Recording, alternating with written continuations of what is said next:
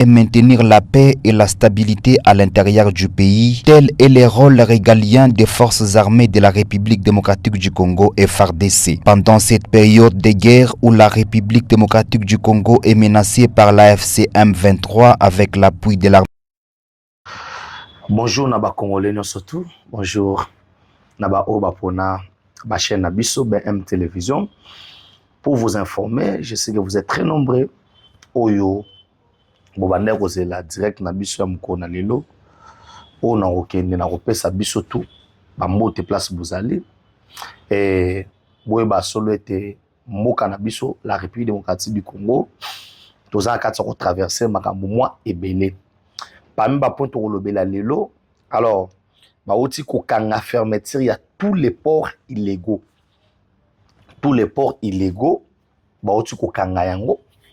c'est instruction, il y a ministre, il y a transport Jean-Pierre Bemba, il y a ministre de l'Intérieur, parce que ça décidé c'est sur Makikala. Pour expliquer quels sont les ports où ils sont trop dangereux. Parce que entrée et belé au bozo à Brazzaville, c'est grâce à ces ports là. Et puis découvrir autre bengi réserve. Il y a monene ya cuivre na ya coltan na bas Congo. Cuivre oyo eza na bas Congo ezali 10 fois koleka autre bengi ya Katanga. Tala makambo nzamba zo sala. Alors, on doit tirer très attention. On doit faire très attention parce que c'est pas pour y Kabila na batu na ba tchaka le batu na ba kuna na ba Congo. Na ko expliquer ma moi nous na kati émission ya mokolo na lelo. Paul Kagame a bâti parce que ba mindele ba ebise keti obligé ya olinga te o luka ndenge nini ya ko négocier na auto bengi Tshisekedi parce que servi na yo ezobanda à partir ya wana. Pourquoi le président Tshisekedi n'avait pas fait le déplacement ya kokende Russie? Alors, ezana makambo oyo photo lobela na kati ya émission ya mokona lelo. On va vous parler aussi ya situation oyo eza koleka awa na ville ya Kinshasa par rapport ya ba insécurité na makambo mususu. Ce qui veut dire que non, cette émission sera très riche en termes de actualité et information ya moka nabiso. Alors, toko kende mbala moko na kosulula makamwana parce que ezali ba priorité ya makambo etali moka nabiso. Le pays ne peut pas sombrer, le pays ne peut pas rester comme ça. Alors, nous étant que des Congolais, on est censé ya koluka ndenge nini ya ko protéger mboka nabiso na ba instant surtout oyo ezali kosenga. Ce pays doit être protégé. Ce pays mérite mieux. Ce pays est parmi les pays oyo eza kosenga ezala protéger parce que eza na makambo mwa ebele oyo toza na kati ya kolobela. Je vais vous demander très chers abonnés, botika biso te, bo aimer vidéo na biso, bo liker yango, bo partager pour besoin d'informations à la source. Vous voyez que BM Télévision, chaîne Nabino. Alors, senga na bandeko ba s'abonner, senga na bandeko ba liker, senga na bandeko ba kabola direct, senga na bandeko ba s'abonner les sous massivement na chaîne pour essa la biso bien. Bozo tala ba émission, mais bozo liker te, bozo partager en côté. Alors, par Rwandais, ils sont toujours là tout autour na biso pour na oluka ndenge nini ya koluka ko déstabiliser mboka na biso. Alors on va parler aussi ya déplacement ya Vital Kamerhe ou akendaki na Uganda akuta na Yoweri Kaguta Museveni. Qu'est-ce qui se cache derrière cette rencontre?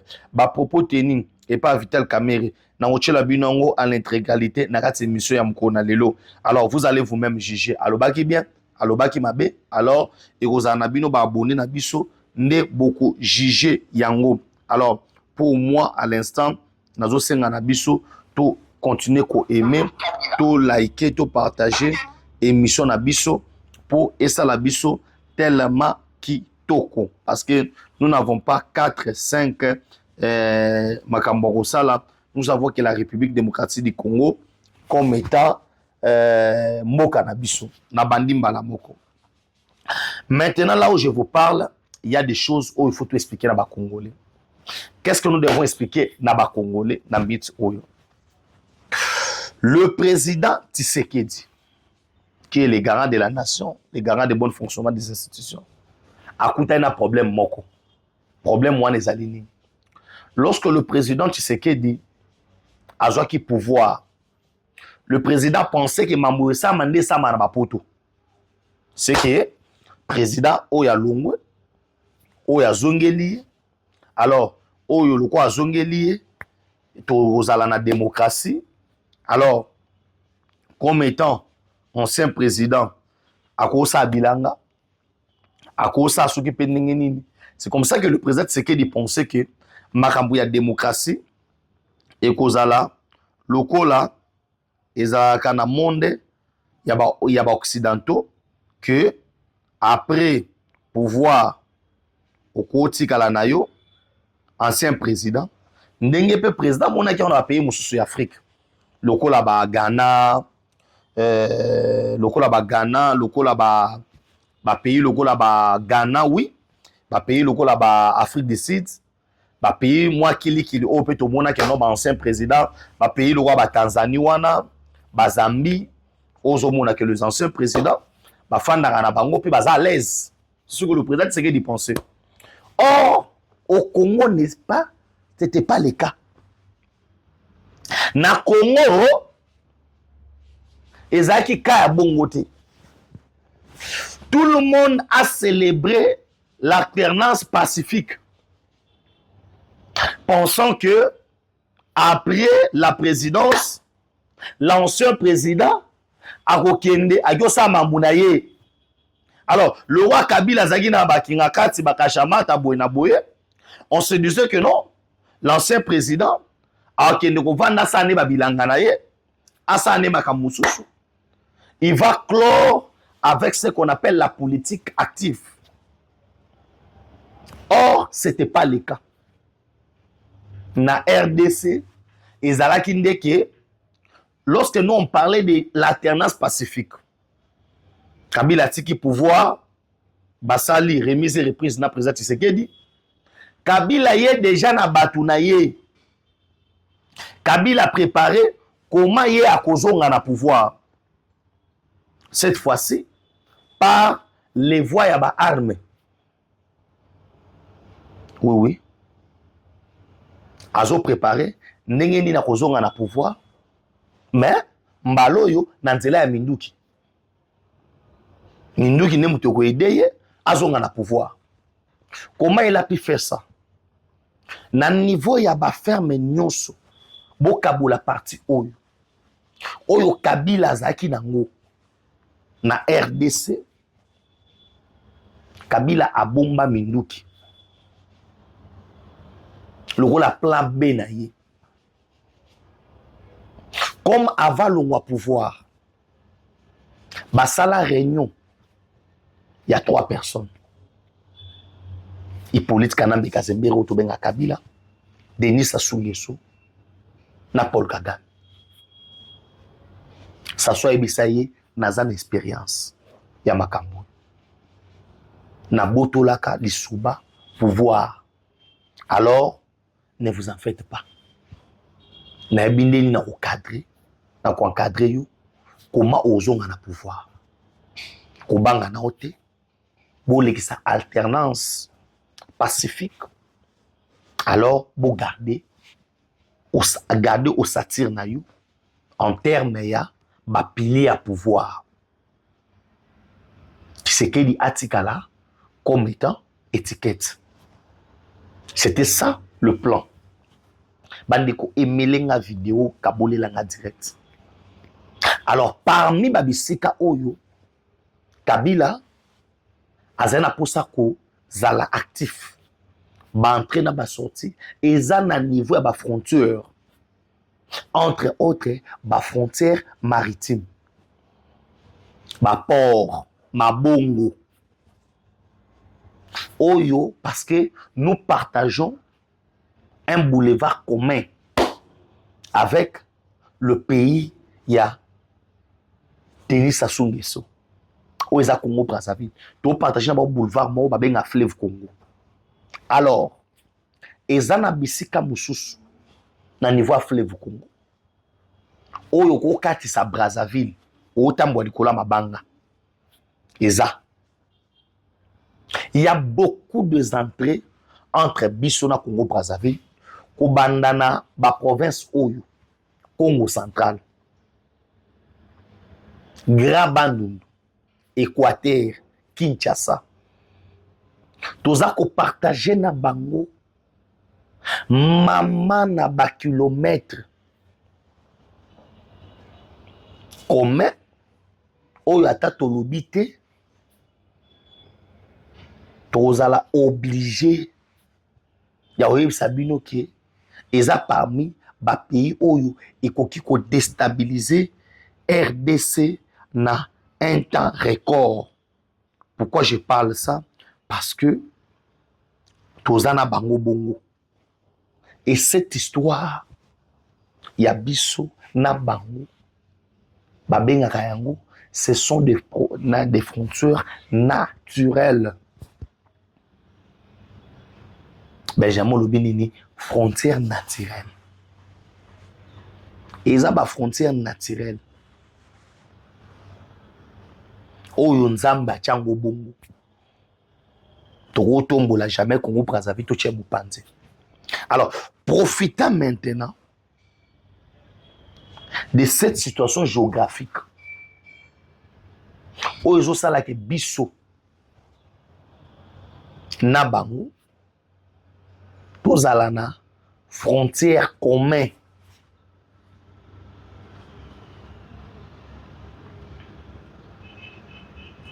Tozala na frontière commun entre biso mibale et pesi o to bengi Congo Brazzaville avantage. Et en côté pas na biso.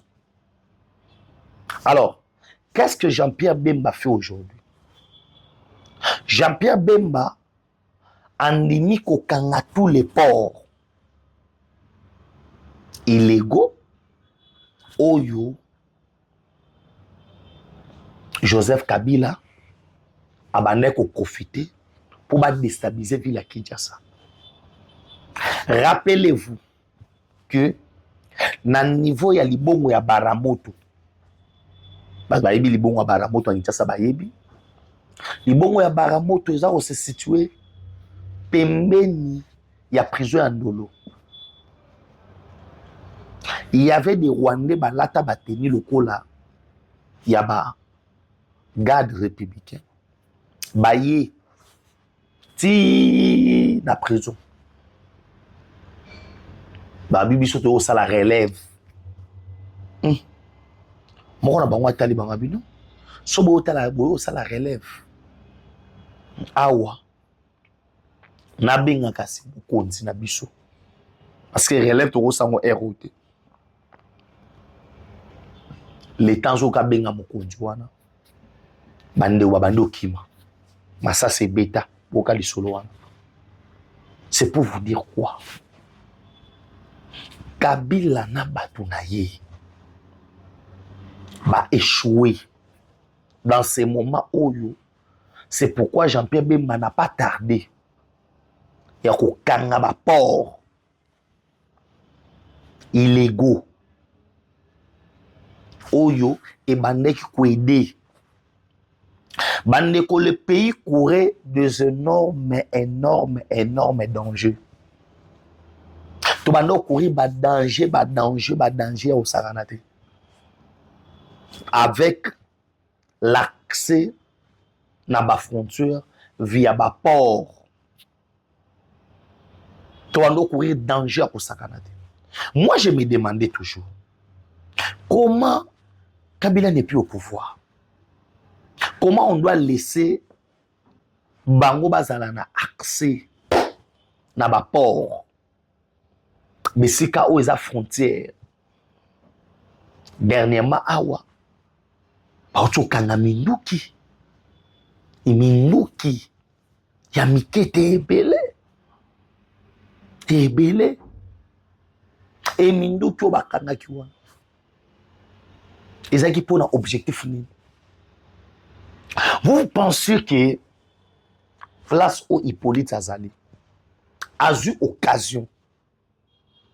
Il y a batouné ba komi pemé na président Tshisekedi. Ba obi sa président Tshisekedi. Ba obi c'est ba ko bi qui ça a été. Ba obi qui ça a été. Pourquoi? Parce que Tshisekedi aujourd'hui il vient déranger tous les calculs.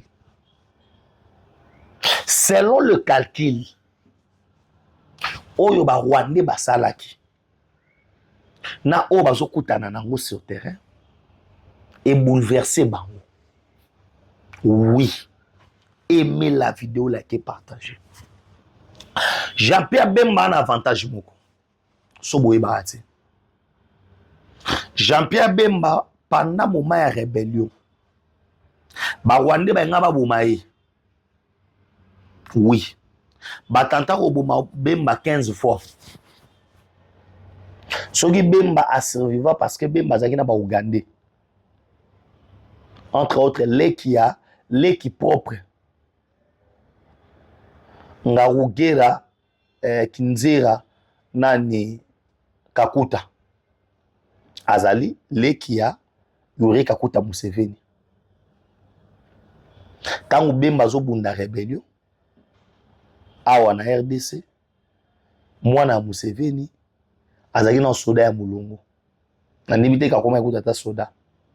Alors, Museveni azali na confiance na leki na ya mobali. C'est le petit frère à Museveni, ne bazaki ensemble na Bemba. Alors, Museveni connaissait Kagame très bien. Kagame n'était pas d'accord. Tout le monde Rwanda, na Ouganda ba s'affronta na Kisangani. Kagame n'était pas d'accord.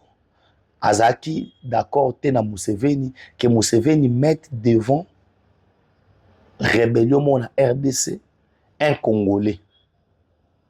Parce que soit un Congolais, Ezako Bebi sa plan na bango. Comme Bemba était un Congolais de père et de mère, déjà il bouleversait calcul. Il y a un moment où il y a Sen City. Basala qui en sorte que Bacha na tête ya rébellion na bango RCD, un Rwandais de père et de mère, Azarias Rubiwa. Ce sont des choses oyo, on doit dire des vérités n'engezali. Cette émission na yo fungola biso ba mayele mususu. Na yo bisa ba révélation mususu, autant soit ba ko lobati. Na yo biso na cette émission oyo. Kabola direct, aimer, liker. Ba Rwandais bazana posa ya ko bloquer lenga chaîne oyo. Alors bino ba Congolais bo la kisake, bo partager on peut fungwama. YouTube ça tindeli biso da ba vidéo, ba nani ba nini belé. Bazo bloquer chaîne na biso alors bo lukande bo aimer bo liker bo kabola ba direct na biso. Surtout so moni biso to le ka sou te bo lo bateke to kangi chaîne, c'est par rapport ya ba attaque belé sur YouTube. Ya ba Rwandais ou ba kitsa ba flèche alors bino fo bo sa ceux qui bo s'abonner et belé na chaîne bo kaboli yango pena ba pena ba olanda biso trop et ça que visibilité et fungwa malisusu makasi parce que les Rwandais ne veulent pas boyo kasiko ba biloko suite émission mon salaki na pesi ba révélation Willingo m'avait écrit Willingo maki alandinga ba landinga tina YouTube attaquer nga alors les Rwandais sont en train d'attaquer la chaîne alors sauvez notre chaîne s'il vous plaît je vous demande en s'abonnant massivement et en likant les vidéos. Makambo siko e kominini. Tango batie na tête ya rébellion un Rwandais. Et pas il y a RC2. Jean-Pierre Bemba ba benga kaye avant tokende Sen City. Ke akende kokutana na Kabila ba kende kosaba corps cadre. Ya Matadi. Vous allez vous souvenir de cette histoire. Bandeko Mutu abenga Jean-Pierre Bemba. Keso okei kuna okufi. Ezali Etienne Tshisekedi wa Mulumba. De res mémoire. Sefs abenga ye. Papa Etienne abenga lobi. Koto okendo okufa. Parce que ba Rwandais il était pour ba éliminer Bemba. Et l'autre ami balé. En 2006, Kabila Bando est à Boumara Bemba. Bemba au TCPAI, Kabila a empêché Bemba là dans le papa. C'est que Bemba c'est un élément à abattre par Kabila. Pourquoi? Parce que Bemba est dans le secret. Il y a Ouganda, na Rwanda, pour avoir travaillé avec Yoweri Kaguta Museveni. Alors, c'est un élément à battre. Quand il y a Bemba na niveau, il y a ministère, il y a défense, il y a RDC. C'était un choix. Oyo, président Saki Amonanko. Tant Sali Amonanko, ne bat pas comme consentir. Alors, étant donné entouré d'officiers, officier, Oyo, Bazalaki Zaki na ba tendance, Bemba n'avait pas voulu trop appuyer sur l'accélérateur. Tant Wazaki ministre de la Défense. Il a fallu, allons, ministre de la Défense, à ministre de Transport.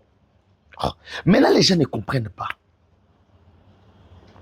Or, ministère, il y a transport, il y a maman dans le ministère. Parce que, Banzela nyon sweza na Congo, il y a Maï, il y a Mokili, il y a Likolo, il y a C. Aux en contact, il y a des responsables. Aux en contact, il y a des entrées, il y a des sorties, il y a des. Parce que le ministère, il y a transport. Et ça, maman dans le ministère. Les gens n'ont pas compris pourquoi après ça, il y a Bemba a un ministère à transport. Parce que toutes les histoires qui entrent et qui sortent, et les caca par les voies de communication, entre autres les routes, les aéroports, les ports, les voies ferrées et tout qu'on sort. Tout ça, ils ont la compétence. Il y a un ministère, il y a transport. Alors, les gens qui ne savaient pas, bah, c'est Kakou. C'est qu'il y a quitté ici, il y a un ministère à transport. Alors, ils ne savaient pas que c'est un méga ministère. C'est un ministère stratégique. Et pendant ces moments cruciaux, Oyo, la RDC, Azanaka Tsako traversé, s'avérait très très important que ministère il y a transport, et Zala toujours au Tobengi, à côté il y a un fils maison. Il y a Mokanabiso. Et dans le ministère à transport, il n'a pas croisé les bras. Maintenant, on doit passer à l'action. Aimez la vidéo, likez, partagez. Nous avons tous les entrées. Oyo ezaki illégaux. Na mboka na biso. Kabila en profité. C'est lui qui profitait des entrées et consorts. Comme décision quand on bloque, il y avait déjà des armes qui entraient. Parce qu'on s'est demandé, mais nous qui sommes contre la RDC et contre la Nzélani. Makambu yaba mobondo et consorts et Otawapi. Or, c'était déjà quelque chose bien préparé dans l'ancien régime pour chercher comment déstabiliser le pouvoir de Kinshasa.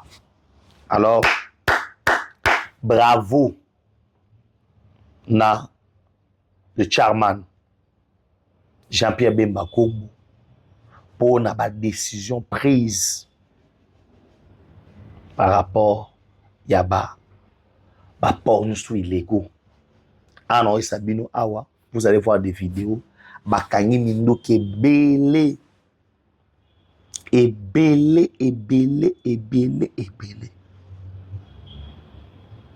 fallait bakomisa Hippolyte Kanambi Kazembere Nasuka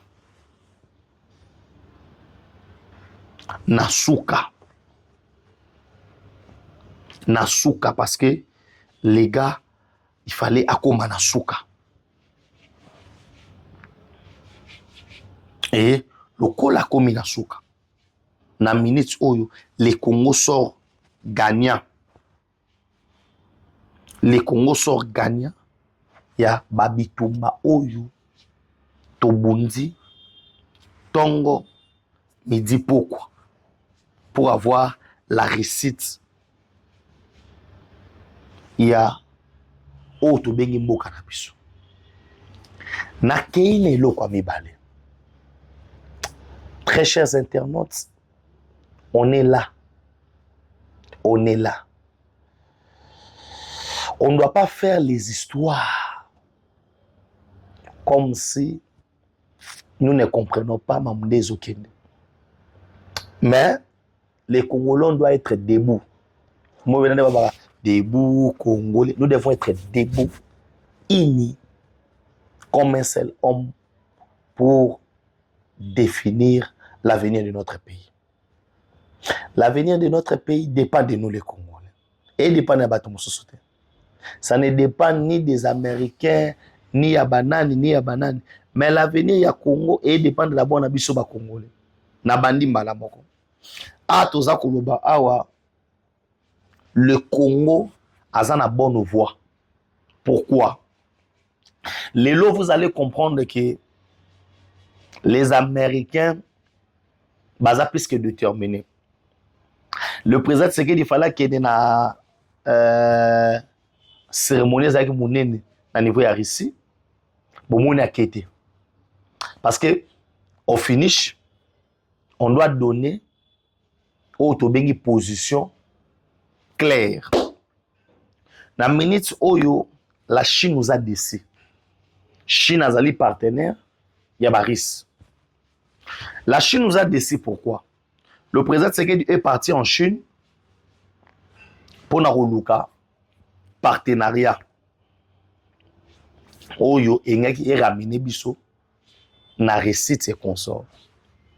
Vous allez comprendre que durant ce moment-là, Oyo président Tshisekedi Azako Bundana par-ci par-là, la Chine n'a pas joué avec nous le jeu de gagnant-gagnant. Pourquoi? Parce que le minerai en question, Oyo, Tobandaki ko Kendeli, la Chine vous gagne de milliards et des milliards de dollars na RDC d'une manière illégale. Ba Chinois ba yiba kande minerai na biso. Bateau kaka yango ya ofele. Imaginez-vous maintenant bateau da bateau kaka minerai ya ofele. Yo ya ko proposer bango nini oyo ba ndimba ko ya ko somba. Alors les Chinois ont opté pour Kabila. Aimez la vidéo, likez, partagez. Bozo mituna mindu kezo kota ndenge mamwesa mambo. Ce sont les Chinois. Ba Chinois bazaki derrière. Leur président parlait autre chose. Bah, entreprises chinois, bah, tout ce que les entreprises chinois gagnaient, et bah, directement dans le trésor public, il y a pays Tobengi Chine. Et on comprend que les Chinois sont le partenaire de Kagame. Bah, Chinois, bah, wana. Et bah, Chinois, ils profitent de la guerre pour piller d'une manière illégale tous les minéraux aux dans la République démocratique du Congo. Je répète encore. Les Chinois sont des mauvais. Alors, on devait quand même se décider. En tout cas, jamais le rôle de la Chine a tiki biso buena. Aimez la vidéo, bandeko, bo liker, bo partager, bo s'abonner massivement. On ne pouvait pas croiser les bras. Pour Chine, on devait quand même aller de l'avant. Or, Chine a déjà dit il y a des minéraux na biso oyo eleka na ngambuya Brazzaville et bimaka parti à Pointe-Nord et Kindaka. Le Congo Brazzaville a un pourcentage. Moi, na un contrat chinois au Kabila signé. Congo Brazzaville a un pourcentage na kati. Tout ce doit passer par lui, le Rwanda et consort. Alors, il gagne. Sikoyo, lorsque le président Tshisekedi est parti voir la Chine a bêti ma bé. Chine abeti mabe. Makambo ekomi mabe makasi. Alors ba chinois ba moni makambo. Et il faut sikoyo on doit refaire tout à zéro. Les Américains sont venus avec leur contrat. On a essayé un peu de voir les bons et les mauvais côtés. Il y a parti. Il y a bah chinois. Il y a américains, pardon. On a opté pour les Américains. Parce que développement, nous en avons besoin. Et la paix, nous en avons besoin. Qui soutient le Rwanda pour l'Est de la République démocratique du Congo? Les États-Unis, la Grande-Bretagne, Canada, France. Bangonde va payer à minene. Alors, na ba pays où on sous notre tangue la bino. Nan nazo chapeauté bango. Nan nazo chapeauté bango. C'est les États-Unis. Oaza li kolo na bango nyo suzana. United States of America. Iye muto ali kolo na bango. Lokola eza États-Unis ne muto azali kolo na bango. Olinga te.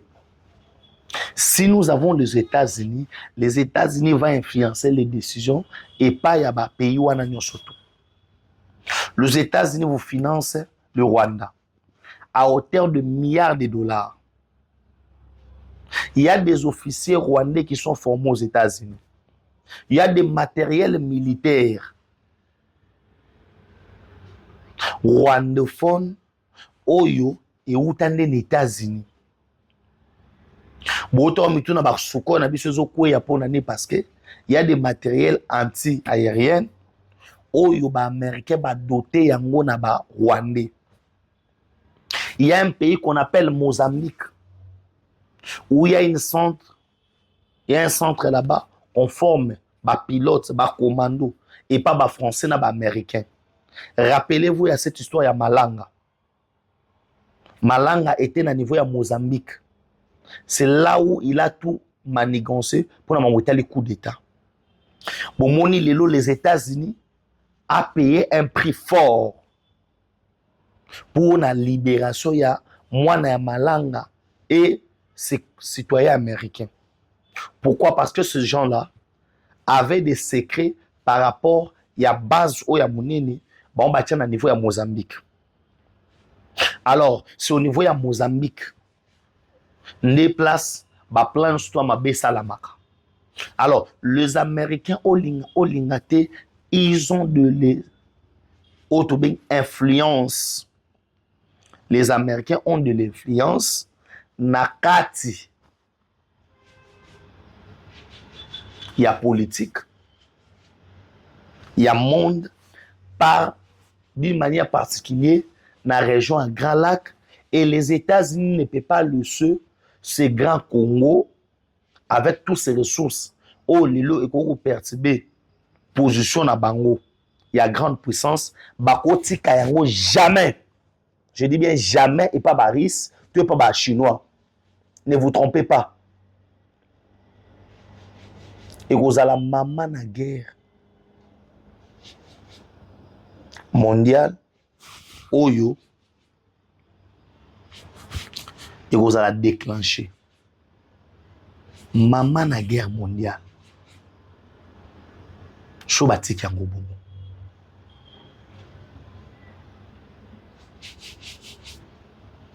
Chobati Kiango Bongo Kakabo. Maman na guerre mondiale.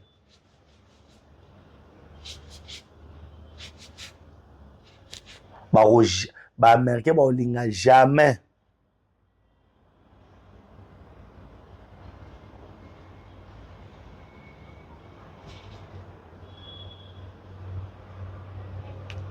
Ko mekao ko sala boyi ba okukate ba olingate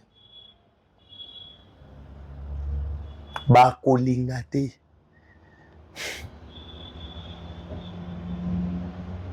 ba mona ngoke neza boyi soto meki to samwe.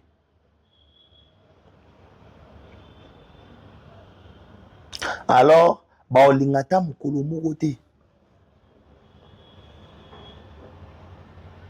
mpo bayebi ke so bameki basambwe. Aimons notre vidéo, like et partage.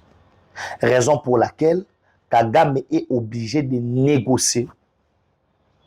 Aza obligé de fanda parce que aliro mamboti et comme makambo mususu. No moni biso tozana position ya bien. Bolanda bato tu baolo bawana te. Lelo vice-gouverneur Rwanda wana yi wana kufi. Boko sila na okufa. Boko sila na okufa. Bosila. L'armée congolaise a kobundati na suka. Boki ba parole à Kagame. Parce que Kagame est contré par les Américains. Mais c'est mission de tout ça là, yo salara obiso to lobi.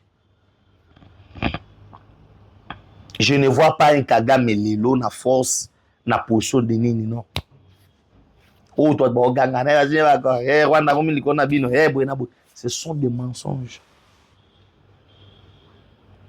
Ce sont des mensonges. Tokute na deuxième émission.